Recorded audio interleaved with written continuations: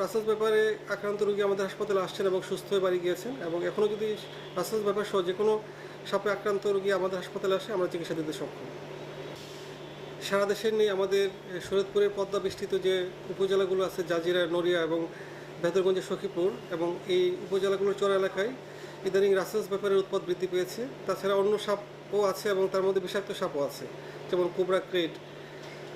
এখন রাসেলস ব্যাপারগুলো সাধারণত নিচু এলাকায় বসবাস করে এবং ঝোপঝাড় যেখানে সেখানে বসবাস করে।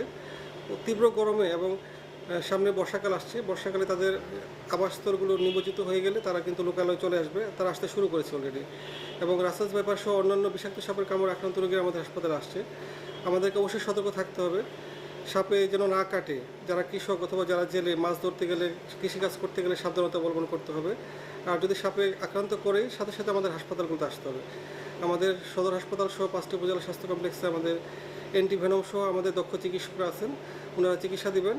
এবং অতীতেও রাসেলস ব্যাপারে আক্রান্ত রোগী আমাদের হাসপাতালে আসছেন এবং সুস্থ হয়ে বাড়ি গিয়েছেন, এবং এখনও যদি রাসেলস ব্যাপার সহ যে কোনো সাপে আক্রান্ত রোগী আমাদের হাসপাতালে আসে আমরা চিকিৎসা দিতে সক্ষম। যাদেরকে সাপে আক্রান্ত করে তার বেশিরভাগই কিন্তু নন বিষাক্ত সাপ। 90%ই নন বিষাক্ত এবং 10% যে বিষাক্ত তাদের জন্য অ্যান্টিভেনম দরকার হয়।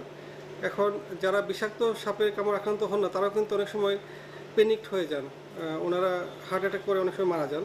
সুতরাং সাপে আক্রান্ত হলেই যে এটা বিষাক্ত সাপে কামড়িয়েছে এটা বিশ্বাস করার কোনো কারণ নেই। মানুষকে আশ্বস্ত করতে হবে প্রথমে যে সাপে কামড়ালেই তুমি মারা যাবে না, তাহলে কিন্তু রোগীরা আশ্বস্ত হবে এবং সেই পেশেন্টের মৃত্যু আমরা আটকাতে পারবো। তাছাড়া বিষাক্ত সাপও যদি হয়ে থাকে তাহলে তাদের কিছু প্রাথমিক চিকিৎসা আছে, যেমন যেখানে বাইট করেছে সেই জায়গাটা সাবান পানি দিয়ে ভালো করে ওয়াশ করে এবং জায়গাটাকে ইমোবিলাইজ করা, যেন নাড়াচাড়া না করে। একটা আমরা করতে পারি, গিট না দিয়ে বেস্ট হয়েছে যে প্লাস করা, রেপিং করে দেওয়া। এটা গামছা দিয়ে হতে পারে, গজ দিয়ে হতে পারে। এমনভাবে করতে হবে যেন একটা আঙুল এটার ভিতর দিয়ে প্রবেশ করানো যায়, খুব বেশি টাইট করে এটা করা যাবে না।